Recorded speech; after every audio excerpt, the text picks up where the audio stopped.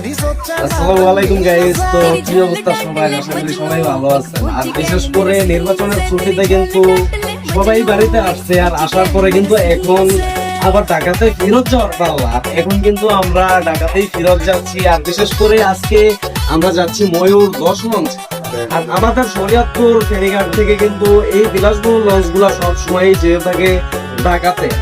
আর বিশেষ করে যদিও পদ্মা সেতু হওয়ার পরে আমাদের লঞ্চ গুলা একেবারে ড্যামেজ হয়ে গেছে, তারপরও এই লঞ্চের ফিল গুলা কিছু কিছু মানুষ আছে এখনো নেওয়ার জন্য চলে আসে এই লঞ্চে। যেমন আমি এসেছি, আমার ভাতিজা এসেছে, আর এই লঞ্চে আসার পরে আমার এক বড় ভাইয়ের লাগে দেখা হয়ে গেছে। আর উনি হচ্ছে আমার মাইকেল, যিনি কিনা আগে একসাথে আমরা গাড়ি চালাতাম দেশে, আর এখন আমি থাকি ঢাকাতে, ভাইও ঢাকাতেই থাকে।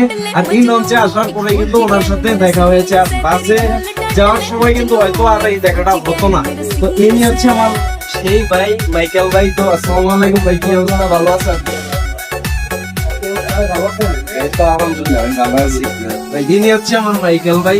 তো ভাই লঞ্চের ভ্রমণটা আপনার কাছে কেমন লাগে? এখন লঞ্চে যাওয়ার অনেক সহজ, লঞ্চে যাইতে ভালো লাগে। গাড়িতে চলাচল করলে আবার আমি গাড়িতে বসে থাকতে পারি না। লঞ্চে যাওয়াটা অনেক ফিল পারি, হাতের কাছে লাগতেছে, অনেক ফিল লাগতেছে, মানে আবহাওয়াটাই অন্যরকম। বাসে তো গেলে তো মনে করেন অনেক যাত্রী মন করে যায়।